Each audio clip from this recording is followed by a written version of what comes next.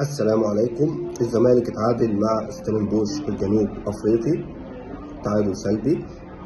نتيجة جيدة ايجابية طبعا للزمالك، لان انت تعادلت خارج ارضك تعادل سلبي. هنا ان شاء الله جون يصعدك لدور قبل النهائي في الكونفدرالية.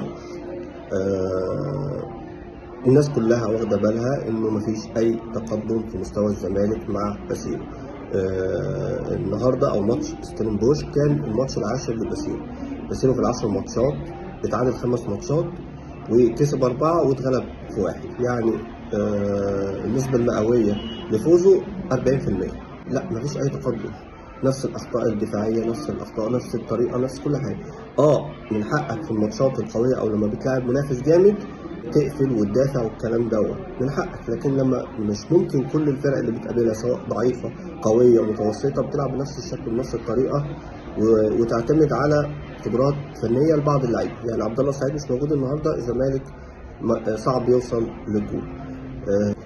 مفيش اي تقدم واضح للزمالك مع باسيلو، نفس الطريقه نفس الاداء ونفس الاسلوب.